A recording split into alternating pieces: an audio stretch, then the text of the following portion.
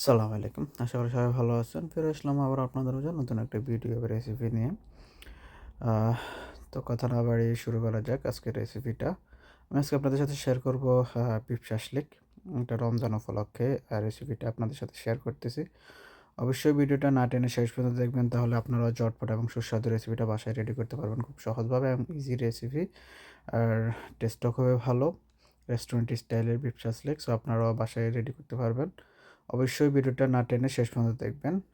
অনুরোধ থাকবে, আর ভিডিওটা অবশ্যই শেয়ার করবেন, কমেন্টস করবেন। আর কার কেমন লাগতেছে সেটা অবশ্যই জানাবেন। আর ভিডিও শুরুতেই দেখতে পাচ্ছেন আমি প্রথমে এখানে 1.5 কেজি বিফ নিয়েছি। এটাকে আমি কিউব স্টাইলের বা একটু ছোটো সাইজ করে নিয়েছি। তো এখানে আমি 2 স্পুন বা 1.4 কাপ অয়েল, লাইক বা 3 স্পুন পরিমাণ অয়েল নিয়েছি। আর 2 স্পুন পরিমাণ আমি সল্ট দিয়েছি এখানে। আর মিক্স সিজনিং আমি দিচ্ছি এখানে, এটা জাস্ট ফ্লেভারের জন্য। তো এখানে আপনারা চাইলে এটা স্কিপ করতে পারেন, যদি বাসায় থাকে তাহলে দিলে ভালো হয়, ফ্লেভারটা ভালো আসে। আর না থাকলে এটা আপনারা স্কিপ করতে পারেন, সমস্যা হবে না। গার্লিক পাউডার এখানে আমি দিয়ে দিচ্ছি 1 স্পুন, ব্ল্যাক পেপার দিয়ে দিচ্ছি 1 স্পুন। সো এগুলো আসলে টেস্ট এবং ফ্লেভার দুইটাই আসে। সো সয়া সস দিয়ে দিচ্ছি আমি 1 স্পুন। এই জিনিসগুলো আসলে দিতে হবে, যেটা যেমন ব্ল্যাক পাউডার বা উম আপনার গার্লিক সস, আ তারপরে সয়া সস, আ কেচাপ এগুলো দিতে হবে। টমেটো কেচাপ আমি 1 স্পুন দিচ্ছি। লেমন জুস 1 স্পুন দিচ্ছি। এখানে টমেটো কেচাপ 2 স্পুন দিচ্ছি, সরি। আর এখানে আমি 1 স্পুন দিলাম হট সস, যেটা আমার ঝাল একটু আসবে কাবাবের মধ্যে, সেজন্য। এখানে আমি 3 স্পুন মিক্স মশালা দিচ্ছি, কাবাব মিক্স মশালা। আপনারা এটা যদি না থাকে তাহলে আপনারা মাংসের মশলা মিক্স করতে পারেন, এখানে কোনো সমস্যা হবে না। সো এখানে তখন মাংসের মশলা দিলে সেটা পরিমাণে কম দিবেন অবশ্যই। ওটার টেস্টটা ভিন্ন হয়।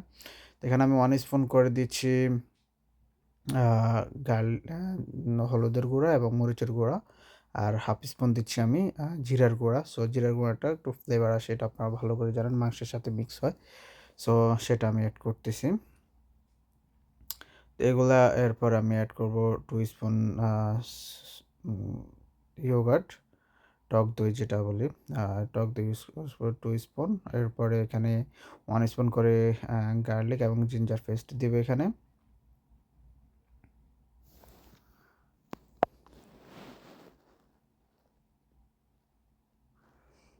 এরপর আমি এটা মিক্স করব। মিক্স করে তারপরে অন্যান্য যেমন এখানে আমি লেমন দিয়ে দিচ্ছি, 2 স্লাইস দিয়ে দিচ্ছি লেমন। আমি লেমন জুস বাজারে যেটা সেটা ইউজ করছি। আর এটা আমি একদম অর্গানিক যে লেমনটা সেটাও ইউজ করছি। সো আপনারা চাইলে যেকোনো একটা ইউজ করতে পারেন, কোনো সমস্যা হবে না।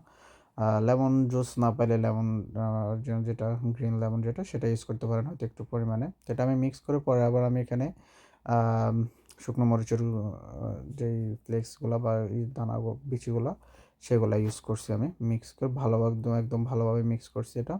মিক্স করে আমি এটা ম্যারিনেটে রেখে দিছি ফ্রিজে বা একটু সাইডে ১ ঘন্টার জন্য। এরপরে আমি সাজানোর জন্য বা সৌন্দর্যের জন্য আমরা ইউজ করতে, সরি, ক্যাপসিকাম এবং পেঁয়াজের পাতা বা আ পেঁয়াজ, এগুলো আমি কিউব স্টাইলের কেটে নিচ্ছি। তাহলে এটা আমার জাস্ট সৌন্দর্য, একটু ফ্লেভার আসবে।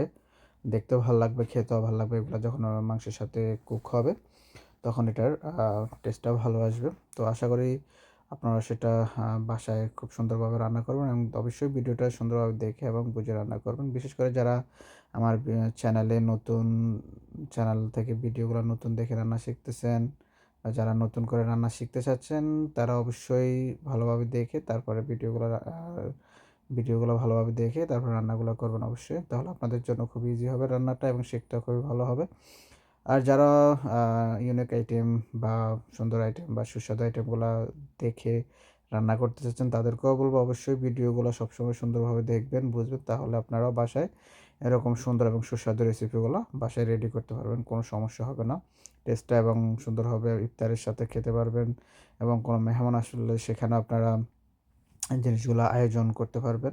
মেহমানদেরকে খুশি করতে পারবেন। নিজেরাও যখন ইচ্ছা হবে নাস্তাতে বা আ আ সন্ধ্যার নাস্তায় বলেন, সেটা আপনারা বাসায় খুব অল্প সময়ে রেডি করতে পারবেন। তো দেখতে পাচ্ছেন আমি আমার ম্যারিনেট শেষ, সময় শেষ। এখন আমি বাকি কাজগুলো করতেছি, যেমন শলার মধ্যে আমি পেঁয়াজ, ক্যাপসিকাম, মাংস এগুলা নিয়ে নিচ্ছি। নিয়ে তারপর আমি এটা কুকের জন্য রেডি করতেছি। এরপরে আমি মশলা যেগুলো, এই মশলাগুলো আমি ইউজ করতে পারবো এটা চাটনির জন্য, মানে এক্সট্রা গ্রেভির জন্য ইউজ করতে পারবো, এবং এটা আমি একটা ব্রাশ দিয়ে মাংসের উপরেও আমি ইউজ করতে পারবো। তো মাংসের জন্য আমি আবার আলাদা করে একটু অয়েল নিয়েছি, হাফ কাপের মতো। ওই অয়েলটা ব্রাশ দিয়ে আমি মাংসের উপরে দিয়ে দেবো, তাহলে আমার মাংসটার সাথে অয়েল মিক্স হবে এবং মাংসটা আরও ভালোভাবে কুক হবে।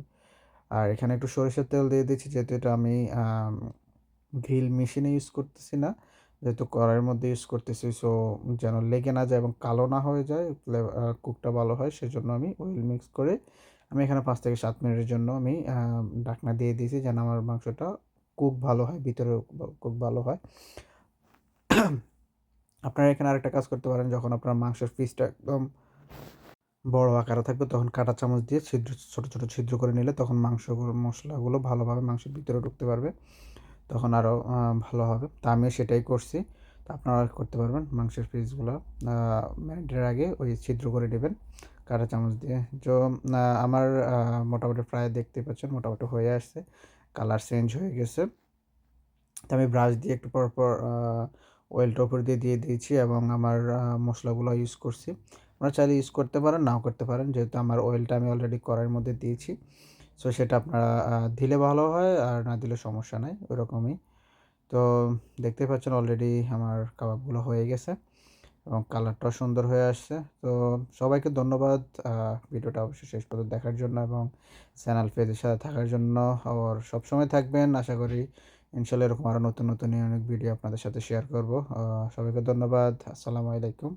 দেখা হবে আবার অন্য কোনো একটা ভিডিওতে বা রেসিপিতে। সুস্থ থাকবেন, সবাই ভালো থাকবেন। আল্লাহ হাফেজ। আসসালামু আলাইকুম।